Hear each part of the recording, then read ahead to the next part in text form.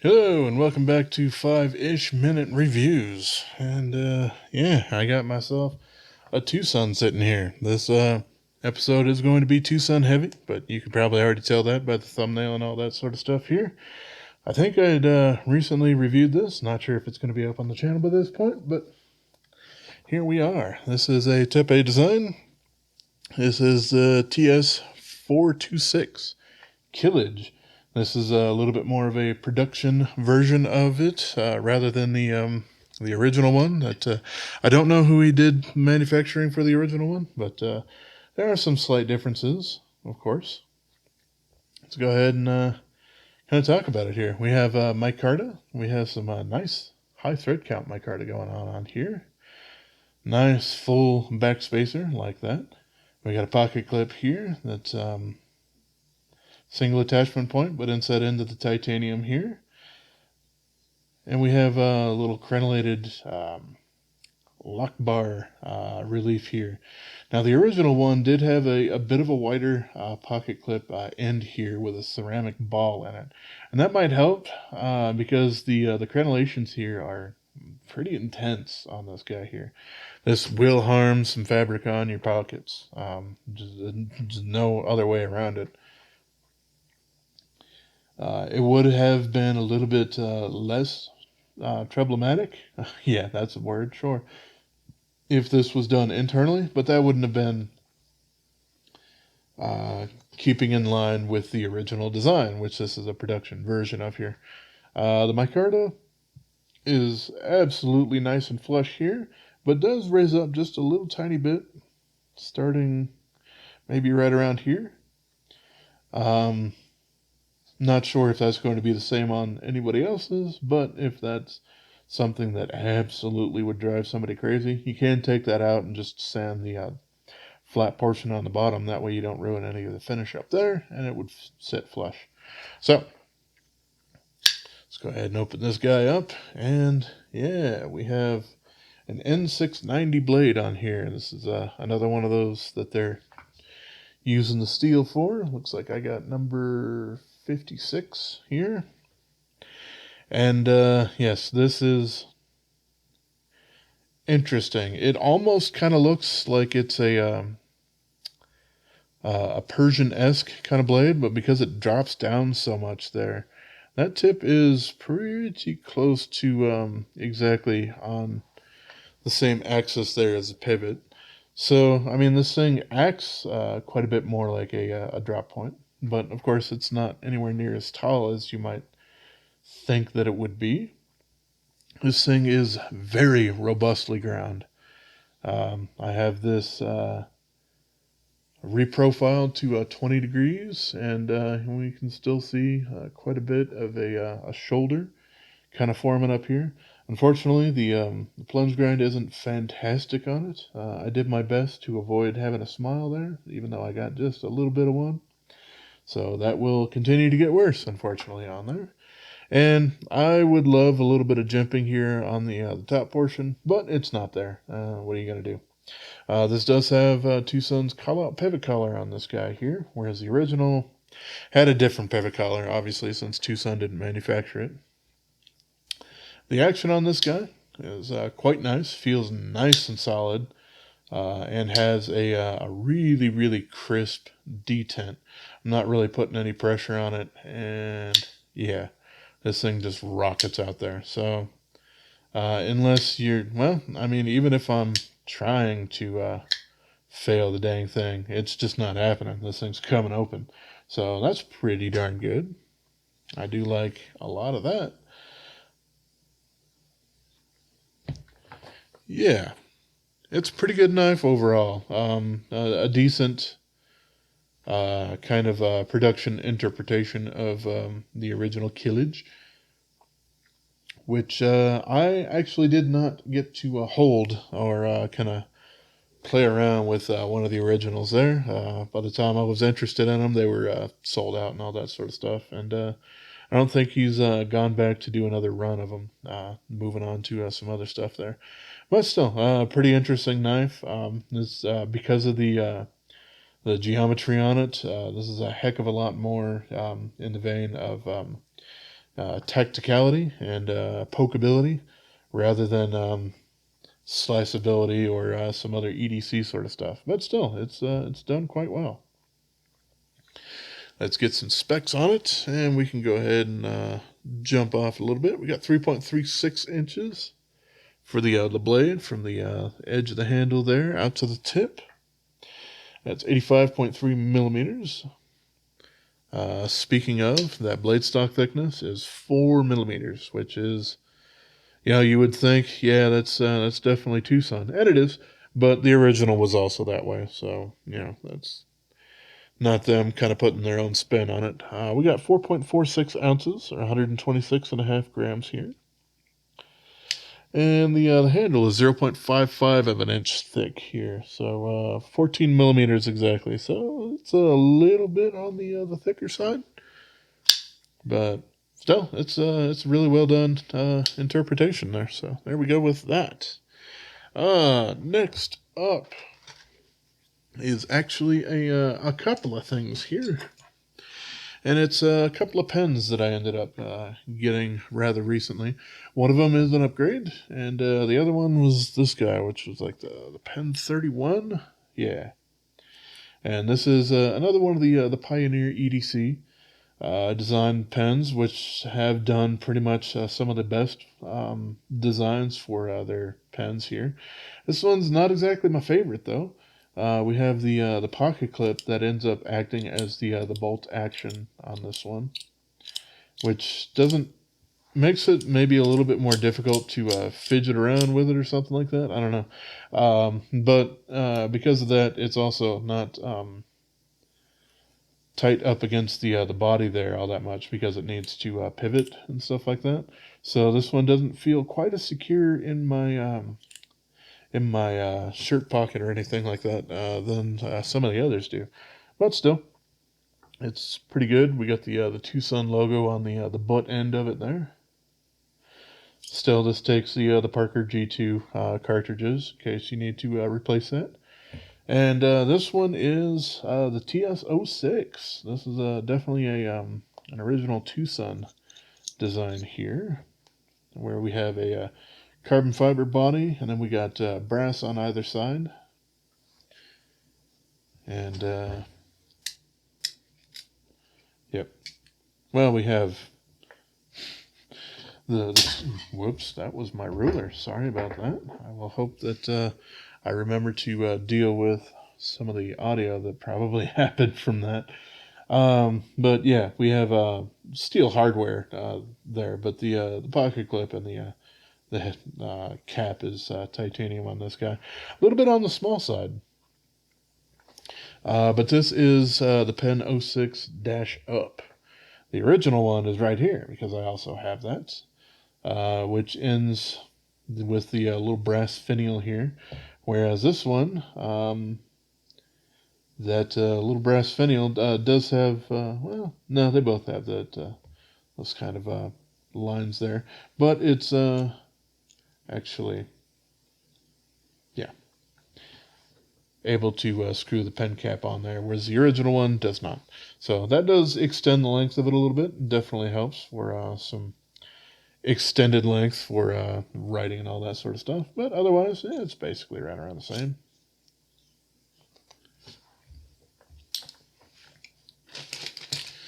All right, I think the next knife I had up here is this guy. It's a large one because it's a kitchen knife. It's in the box here, so I can go ahead and open them up and pull them out. This is the TS80 something or other. If I'm lucky, it'll say on the blade. 805. All right, yeah. This is a 14C28N blade. Definitely a Raihi design, including, surprisingly enough, they have some molded for some blade guards for some of his stuff here. This is it's a Kiritsuke or Kiritsuke or Kiritsuke if you're from the south. Sort of knife here. It's designed to be kind of a chef's knife for the most part. It's not my favorite kind of chef's knife. We have a hollow handle on this guy in particular, but it's all essentially one darn piece of 14C28N. Um, for me, it's weird because I'm so used to using a pinch grip for pretty much all kind of chef knife applications, whereas this one has a finger cutout, much more designed um, to be held a little bit more in, like a pocket knife, kind of a saber grip sort of thing there. Or hook your finger under here and have your finger on the blade, which is useful for Japanese cutlery and absolutely terrible idea to do for a lot of European style cutlery because they don't really have the geometry for that. You need a lot more force and control on it. Um, so yeah, this was kind of an interesting knife.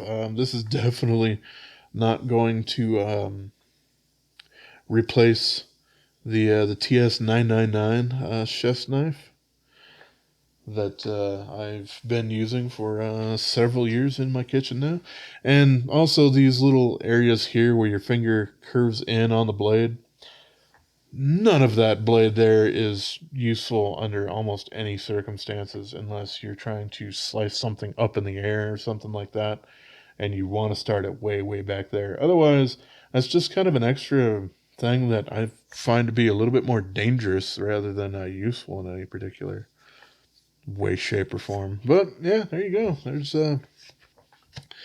There is a new TwoSun chef's knife that Rahi has done there with a hollow handle. But hey, at least it's all integral in one piece. So it does feel a bit like a global knife that also kind of has a bit of a hollow handle to it. All right, next up we got this guy here. This is TS416. Again, I think I'd done a review on this rather recently, but I'm not sure if it'll be up by the time that this is or not. This is a Mazwan Mokhtar design, despite the fruity appearance of it, because I generally don't think of Mazwan's designs as being hip and zazzy and colorful and stuff like that, but this one certainly is. Yellow and red G10 on top of titanium. However, this is a liner lock. It's not a frame lock or subframe lock or anything like that. It's also got the call out pivot collars on this guy, which for those of you who don't like it, it's how it is.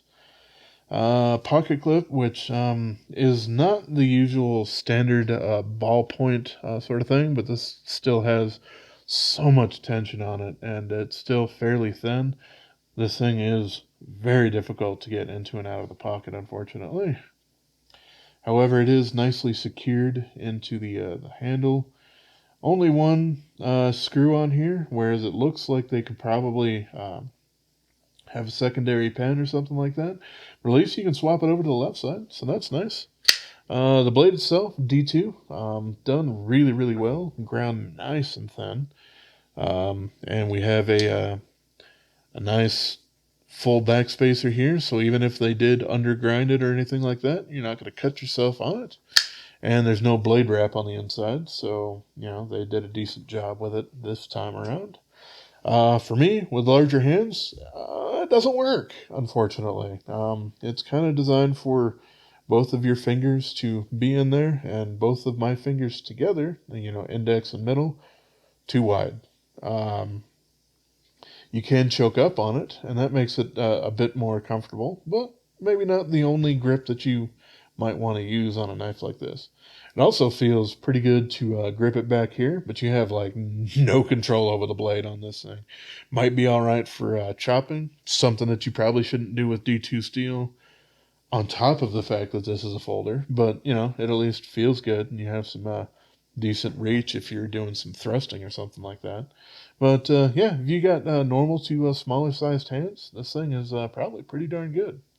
As long as you can either accept that this has G10 for the handle scales here, along with the titanium there. Some folks think that G10 is only a budget material, so it really doesn't have any place being on a titanium knife or whatever. I'm not of that opinion, but hey, if you are, That's one that you can skip. But I'm sure there's probably going to be plenty of folks out there who dye these guys black as well, because they're not really looking for a knife to scream that it's a particular object, and I could see that. But I could also see that maybe they would do something with micarta and carbon fiber if that was his original intention or something like that. But yeah, this is a pretty interesting knife and a pretty good one if you got normal to smaller sized hands. Let's talk about some stats on this guy, since it's actually a knife. This is 416.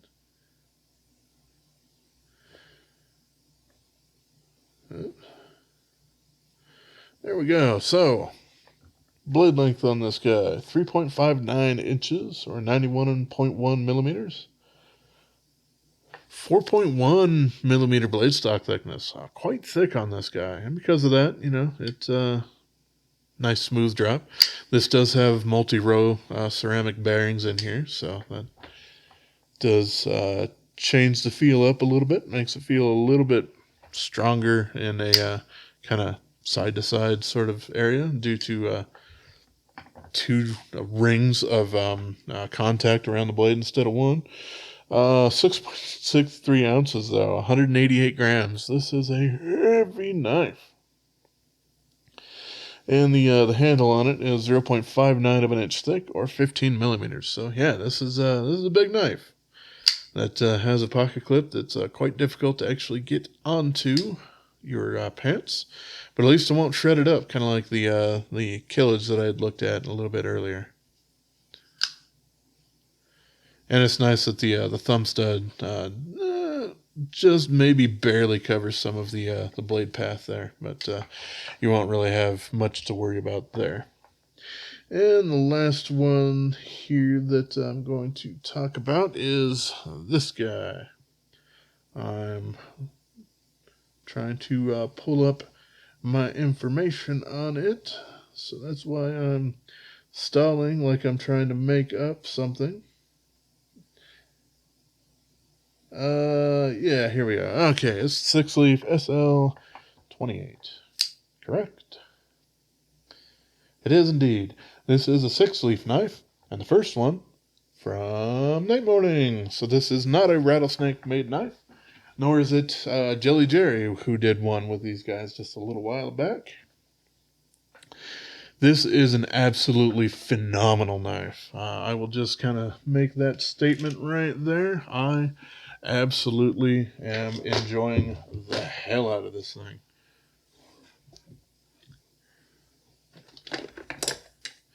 There we are.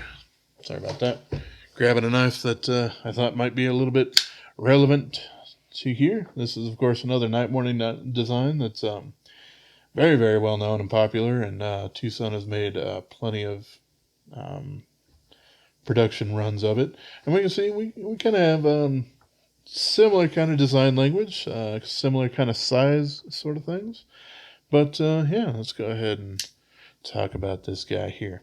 So, this guy in particular is using M390 blade steel. However, SixLeaf has also been using 20 CV as well.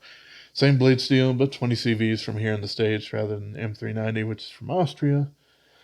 Yeah, we got stonewash, and then we have horizontal grain, or horizontal satin, or whatever we got here. We got a titanium subframe lock with carbon fiber here. Pocket clip, which might be just a little tiny bit stiff, but ends up working out really, really well. Everything is very nicely rounded as far as the handle is concerned, and we also have a crown spine, at least for the portion here that's gemmed. Out towards here, we just have it's not quite as crowned. It just has the edges knocked off on it. This is, of course, kind of that mix between a sheep's foot and a Wharncliffe. And this thing, even with my large hands, really ends up locking in really, really well. I like how this back portion here, with, my pinky still does make a lot of contact. and still can get a lot of control, but it's kind of out of the way there. I like that you can choke up. That finger choil could be probably a little bit larger for me, but still, it's not bad and doesn't force me into something that I feel is a little bit unsafe. We don't have much in the way of a lock bar cutout here, but the blade still ends up being all right. I don't think I would have any problems dealing with this with gloves on. We have an internal blade stop pin there, so if you wanted to do anything down here, which you really shouldn't need to because of the overground finger choil there to begin with, then you could definitely do that. This thing has some nice action to it, a nice falsetty action. We also do have this nice pivot collar here with their logo on there. Or not even the pivot collar, just the pivot itself, which I find to be nice and attractive and, not super crazy brand heavy like some people feel on the call-out pivot collars from TwoSun.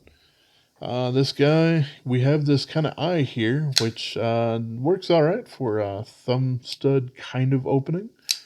We can also reverse flick that, but it's also really, really good front flipper on this guy. It's got that nice jimping, which even though this is crowned, it does have a bit of sharpness. That doesn't go over to the top, but that's perfectly fine. I absolutely suck at trying to do those kind of front flipping things with my index finger, but hey, there we are. Yeah, we got a little crowned bit of a backspacer on here too, which has quite a bit of jimping and grip. However, I basically never actually interact with it, but at least it's nice and it's there. And yeah, we have a decent amount of jimping up here, but if you want to bear down more, your thumb can get down in there too. It ends up working out quite well. The geometry on this is quite nice and slicey, so that's great. I did reprofile this to 15 degrees behind the edge, and it looks right around where I would expect that shoulder to be. This M390, at least on my particular sample here, was done very well, which I'm glad to say. Yeah, this took me forever to reprofile, and it was probably right around 17 or 18 degrees behind the edge beforehand, so I didn't really have to bring those shoulders up all that much to get it to 15 degrees, and yet it still took me forever to do that reprofiling with my WorkSharp Precision Adjust Pro or whatever the hell the damn thing is called. Yeah, I spent literally like a couple of hours on it with the 220 stone before I was able to raise the burr on both sides. And I've used this thing heavily over the last couple of weeks. And yeah, it's been holding up fantastic. So glad to say that at least on my particular specimen here, this M390 is really holding up really well. So absolutely love that. Despite the action on this guy being super great, the races or whatever that the bearings on weren't probably all the greatest. It didn't quite feel this smooth right out of the box. I did have to open it up and clean some schmutz out and stuff like that. Maybe some dried or crusty lubrication or whatever that they had going on there or whatnot. But now that I've taken it apart, put my own lubrication and everything on there, this thing is just a badass and probably one of my favorite knives of the year, even though I've got it fairly late on. But yeah, this is great. This, as far as I can see, is probably going to be SixLeaf's kind of answer to the TwoSun TS129 here. It is maybe just a little bit more on the dainty side, I suppose, than the TwoSun. But man, the standard proportions, being able to choke up a little bit, yeah, it's it's a really, really great knife. Let's talk about some stats on it here. We got 3.43-inch blade on it, or 87.2 millimeters. We got 3.75 millimeter blade stock thickness on here, so a little bit thinner than the 4 millimeters that we got over here on the TS129. We have exactly 4 ounces for the blade hand, or yeah, for the knife here, 113 grams.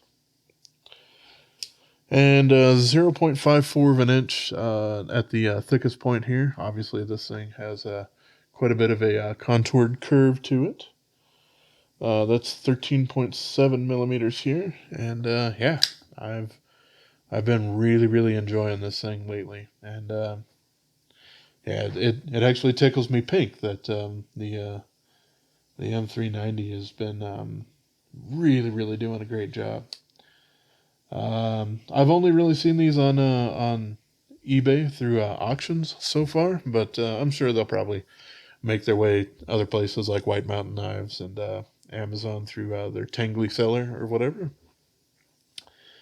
But yeah, I think I ended up getting this guy for about $88, which was fantastic. I've seen most of them after that sell a little bit higher, still around like 120 or $130, but still an absolutely fantastic purchase even at that price. This knife is really, really making me happy. So, alrighty, there we go. We got the SL, or the SixLeaf SL-28. We got the TwoSun 416, TS416, yep, from Mazwan Mokhtar.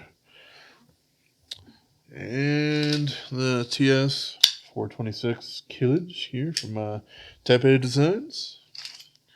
And then, of course, we got the couple of pens here that I talked about earlier. The TS06-UP that actually has some threading on the brass for the cap to extend that. And then the Pen 31 here from Pioneer EDC, which isn't my favorite from Pioneer, but they do make some great other titanium pens here with TwoSun. So, yes. All right.